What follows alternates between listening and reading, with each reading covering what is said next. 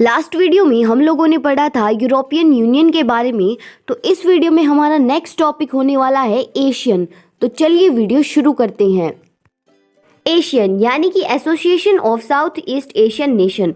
अब जो European union है उसके बाद में हम लोग पढ़ने वाले हैं एशियन को। तो जो एशियन है वो स्थापित हुआ, एस्टैब्लिश हुआ 1967 के अंदर, जिसके अंदर 5 कंट्रीज थी। आप इन 5 कंट्रीज को एक ट्रिक की मदद से याद कर सकते हैं। तो ट्रिक है IPSTM, I से इंडोनेशिया, P से फिलीपींस, S से सिंगापुर, T से थाईलैंड और M से मलेशिया। तो ये जो 5 कंट्रीज़ है उन्होंने एक साइन किया था बैंकॉक डिक्लेरेशन, यानी कि एक बैंकॉक एग्रीमेंट साइन किया था, जिसके अंदर उन्होंने बताया था कि हम जो 5 कंट्रीज़ है वो एक एशियन ऑर्गेनाइजेशन है उसको क्या है इस्टेब्लिश कर रहे हैं, बना रहे हैं। हमने ये तो जान लिया कि एशियन है वो कैसे बना। अब जो एशियन का ऑब्जेक्टिव है, जो मकसद है वो एशियन का क्या है, अब हम वो जानेंगे। तो एशियन का जो पहला मकसद है वो ये है कि जो एशियन में जितनी भी कंट्रीज़ आती हैं उनकी क्या है इकोनॉमिक ग्रोथ हो, और क्या है सोशल प्रोग्रेस और कल्चरल डेवलपमेंट भी उनके अंदर हो। पहले ऑब्जेक्टिव में तो हमने जान लिया कि वो इकोनॉमिक ग्रोथ, सोशल डेवलपमेंट वगैरह चाहती थी। दूसरा उनका ऑब्जेक्टिव था, उसके अंदर ये था कि वो क्या है रीजनल उनकी डिस्प्यूट्स ना हो, यानी कि बाउंड्री को लेकर उनकी कोई भी झगड़ा ना हो।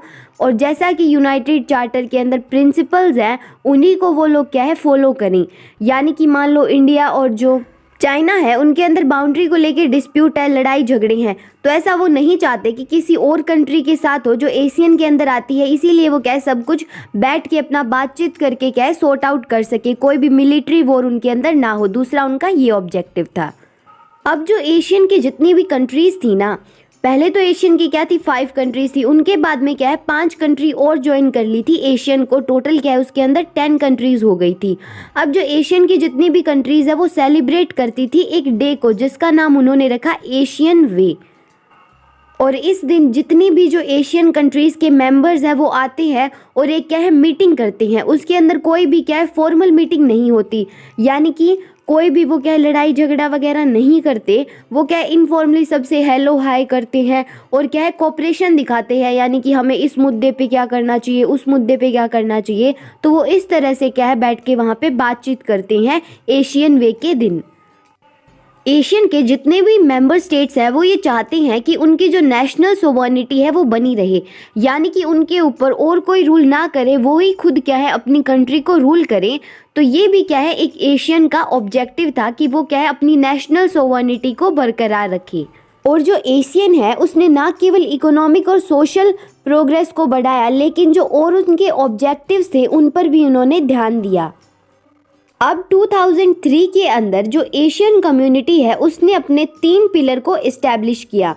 पहला पिलर का नाम था एशियन सिक्योरिटी कम्युनिटी, दूसरा था एशियन इकोनॉमिक कम्युनिटी और तीसरा था Asian socio culture community. Asian security community के अंदर था कि वो टेरिटरी को लेके कोई भी लड़ाई झगड़ा नहीं करेंगे, यानी कि कोई भी आर्मी नहीं लाएंगे। जब उनकी टेरिटरी और रीजन के ऊपर कोई भी बेस झगड़ा होगा तो वो बातचीत करके उसको सॉल्व करेंगे। और जो एशियन इकोनॉमिक कम्युनिटी है उसके अंदर था कि उन सभी की क्या है कॉमन मार्केट हो और वो एक दूसरे के साथ ट्रेड करे ताकि उनकी इकोनॉमिक ग्रोथ हो सके। अब एशियन ने 1994 के अंदर एक ऑर्गेनाइजेशन बनाई जिसका नाम है ARF, यानी कि एशियन रीजनल फर्म। इस ऑर्गेनाइजेशन के अंदर था कि ये लोग क्या है कोऑर्डिनेट करेंगे सिक्योरिटी और फॉरेन पॉलिसी के अंदर। जो इकोनॉमी है एशियन की वो बहुत ही जल्दी बढ़ रही थी US से, EU और जापान से। और जो ऑब्जेक्टिव है एशियन इकोनॉमिक कम्युनिटी का वो मैंने आपको पहले ही बता दिया है कि उनकी कॉमन मार्केट हो और जो प्रोडक्शन हो वो क्या है एशियन स्टेट्स के अंदर ही हो। अब हम लोग देखते हैं विजन 2020। तो विजन 2020 के अंदर है कि जो एशियन है वो 2020 तक क्या है अपने सारे भी झगड़े हैं वो ख़त्म कर लेगा, जितने भी इंटरनेशनली उनके झगड़े चल रहे हैं। और क्या है आगे जितने भी कोई झगड़े होंगे किसी रीज़न को लेकर तो सिर्फ क्या है वो बातचीत से ही सॉर्ट आउट करेगा, ना कि मिलिट्री वॉर करेगा। और एशियन की यही पॉलिसी है कि वो जितने भी लड़ाई झगड़े हैं वो मिलिट्री वॉर ना करे, बस उनको क्या है बातचीत से ही सॉर्ट आउट करें। So that's it for the today's video guys. मिलते हैं नेक्स्ट वीडियो में। अगर वीडियो पसंद आई हो तो इस वीडियो को लाइक कर देना और नेक्स्ट वीडियो के लिए इस चैनल को सब्सक्राइब ज़रूर कर लेना।